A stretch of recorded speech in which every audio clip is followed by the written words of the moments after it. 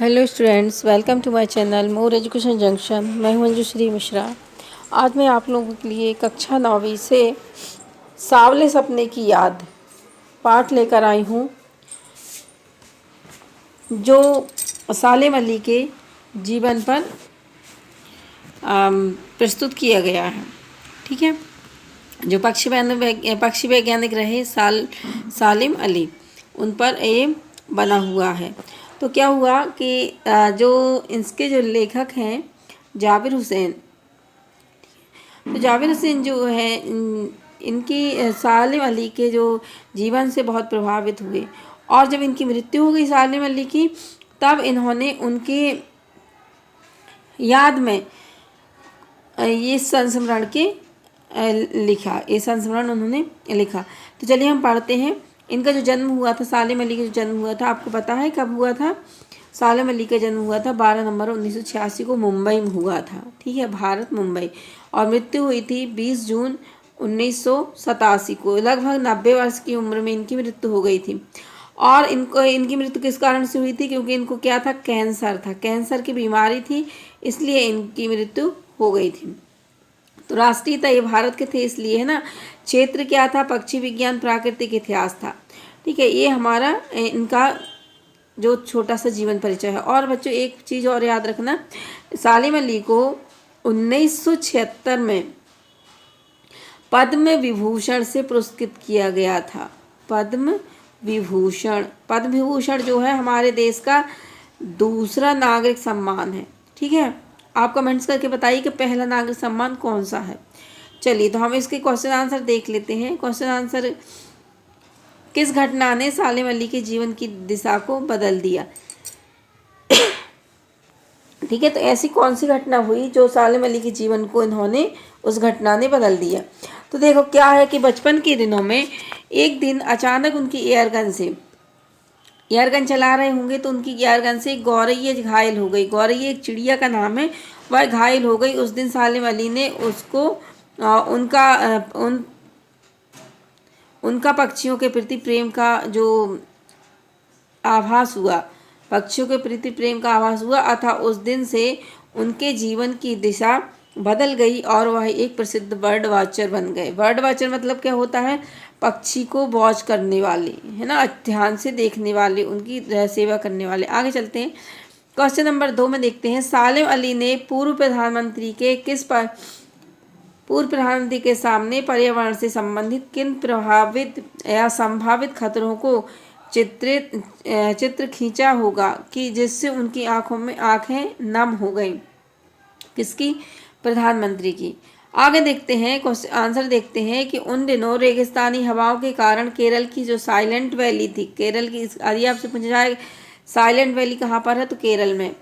तो केरल की silent valley दूषित हो जा रही थी तथा जमीन के बंजर होने का खतरा भी मंडरा रहा था। पूर्व प्रधानमंत्री के सामने सालिम अली ने इन्हीं चीज़ों के भय का चित्र खींचा होगा तथा स्वयं भी जमीनी व्यक्ति होने के कारण सालिम अली का प्रकृति के प्रति जो प्रेम देखकर उनकी आंखें नम हो गई। क्योंकि जमीनी व्यक्ति थे, है ना, खेत से जुड़े हुए थे, तो वो भी जानते थे कि बंजर या पशु पक्षियों को कैसे नुकसान होता है। ठीक है, इस प्रकार से। आगे देखते क्वेश्चन नंबर 3। लॉरेंस की पत्नी फ्रीडा ने ऐसा क्यों कहा कि मेरी छत पर बैठने वाली गौरैया लॉरेंस के बारे में ढेर सारी बातें जानती है? ठीक है, तो उन्होंने इसलिए कहा होगा कि क्योंकि लॉरेंस भी सालिम अली की तरह अपना अधिकतम समय पक्षियों के साथ ही व्यतीत करते थे, जिनमें उनकी छत पर बैठने वाली गौरैया भी शामिल थी। लॉरेंस गौरैया के साथ काफ़ी समय बिताते थे तथा उससे काफ़ी प्रेम भी करते थे, और गौरैया भी उनके साथ प्रेमी की भांति रहती थी। सॉरी। फ्रीडा ने इसी संदर्भ में वह वाक्य कहा था कि वह मुझसे भी ज़्यादा जानती होगी। क्वेश्चन नंबर 4 देखते हैं। आशा है स्पष्ट करना, वो लॉरेंस की तरह नैसर्गिक जिंदगी का प्रतिरूप बन गए थे। नैसर्गिक मतलब होता है प्राकृतिक। ठीक है, तो अंग्रेजी कवि लॉरेंस एक प्रकृति तथा पक्षी प्रेमी थे। सालिम अली भी लॉरेंस की तरह ही अपने जीवन को प्रकृति के प्रति समर्पित कर चुके थे। नेक्स्ट देखते हैं, कोई अपने जिस्म की हरारत और दिल की धड़कन देकर भी उसे लौटाना चाहे तो वह पक्षी अपने सपनों के गीत दोबारा कैसे गा सकेगा। तो इसमें कहा गया है कि लेखक सालिम अली जो उनकी मृत्यु के का दुख प्रकट करते हुए बताते हैं कि अब भले ही कोई अपने हृदय की धड़कन या शरीर का जोश देना भी चाहे, तब भी पक्षी रूपी सालिम अली लौटकर नहीं आएंगे। गा नंबर का देखते हैं। सालिम अली प्रकृति की दुनिया में एक टापू बनने की बजाय अथाह सागर बनकर उभरे। तो सालिम अली का कार्य किसी टापू अर्थात बंधन का मोहताज नहीं था, ठीक है, बल्कि वह सागर की तरह विशाल, असीमित तथा आजाद था। आगे देखते हैं क्वेश्चन नंबर 5। इस पाठ के आधार पर लेखक की भाषा शैली के 4 विशेषताएं बताई। तो देखिए, लेखक की जो भाषा शैली थी वह अलंकारों का प्रयोग किया गया। लेखक ने पाठ को एक संस्मरण के रूप में लिखा। अभिव्यक्ति का भरपूर प्रयोग किया गया। लास्ट देखते हैं घ नंबर। लेखक ने पाठ में मिश्रित शब्दों का भी प्रयोग किया। तो ये हमारे क्या थे, 4 इनकी विशेषताएं। क्वेश्चन नंबर 6 पर आते हैं कि इस पाठ में लेखक ने सालिम अली के व्यक्तित्व का जो चित्र खींचा उसे अपने शब्दों में लिखिए। तो सालिम अली प्रकृति तथा पक्षी प्रेमी थे। वह अधिकतम समय प्रकृति के करीब रहकर गुजारना पसंद करते थे। वर्ल्ड वाचर होने के कारण भ्रमण करना उनके जीवन का अहम हिस्सा था। कैंसर उनकी मृत्यु का कारण जरूर था, परंतु कभी उनके अंदर का जुनून छीन नहीं सका। ठीक है, अब देखते क्वेश्चन नंबर 7। सांवले सपने की याद शीर्षक की सार्थकता पर टिप्पणी लिखिए। तो देखिए, यह पाठ जाबिर हुसैन द्वारा लिखा गया एक संस्मरण है जिसमें वह सालिम अली की प्रकृति और पक्षियों से भरी सुनहरी दुनिया का विश्लेषण करते हैं। सांवले सपने से उनका तात्पर्य सालिम अली के उन सपनों का है जो पक्षियों की हिफाजत करने के लिए वह देखा करते थे। लेखक को इन्हीं सपनों की याद आती है जब सालिम अली गुजर जाते हैं। ठीक है, अब देखते हैं 8वां रचना और अभिव्यक्ति। तो प्रस्तुत पाठ में सालिम अली ने पर्यावरण के प्रति चिंता को व्यक्त करता है कि पर्यावरण को बचाने के लिए आप कैसे योगदान दे सकते हैं।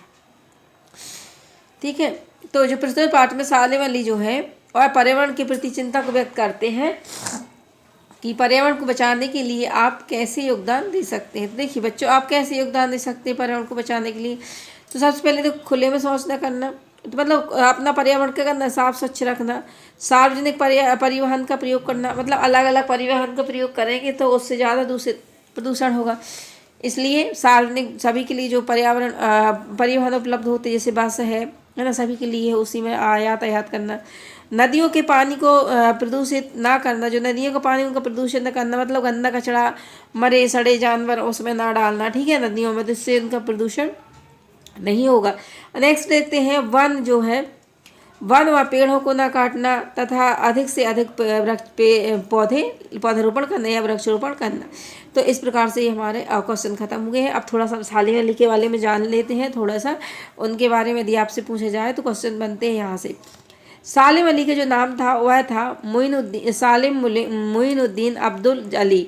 इनका जन्म हुआ था 12 नवंबर 1896 में और जून था, और इनकी मृत्यु हुई थी जून 1987 में इनकी मृत्यु हुई। ये एक भारतीय पक्षी विज्ञानी और प्रकृतिवादी थे। उन्हें भारत के बर्डमैन के रूप में भी जाना जाता है, इनको बर्डमैन भी कहा जाता है। सालिम अली भारत के ऐसे व्यक्ति थे जिन्होंने भारत भर में व्यवस्थित रूप से पक्षी सर्वेक्षण का आयोजन किया और पक्षियों पर लिखी उनकी किताबों ने भारत में पक्षी विज्ञान के विकास में काफ़ी मदद की। 1976 में भारत के दूसरे सर्वोच्च नागरिक सम्मान पद्म भूषण से इन्हें सम्मानित किया गया। और 1947 में के बाद वे बॉम्बे नेचुरल हिस्ट्री सोसाइटी के प्रमुख व्यक्ति बने और संस्था की खातिर सरकारी सहायता के लिए उन्होंने अपने प्रभावित किया और भरतपुर पक्षी अभ्यारण्य केवलादेव नेशनल पार्क इसका जो निर्माण करवाया। और यह जो नेशनल पार्क है, आप बताना कि भरतपुर पक्षी अभ्यारण्य कहाँ पर है, कमेंट्स करके बताना। और एक बांध परियोजना को रुकवाने पर उन्होंने काफ़ी जोर दिया, जो कि साइलेंट वैली नेशनल पार्क के लिए एक खतरा थी। तो यह जो था, यह सलीम अली के जीवन का एक छोटा सा परिचय था। ठीक है, तो ये आपके थे क्वेश्चन आंसर। यदि आप लोगों को मेरे क्वेश्चन आंसर पसंद आए हैं तो आप लोग लाइक कीजिए, कमेंट्स कीजिए और अपने दोस्तों को भी शेयर कीजिए। चलिए, तब तक के लिए जय हिंद, जय भारत।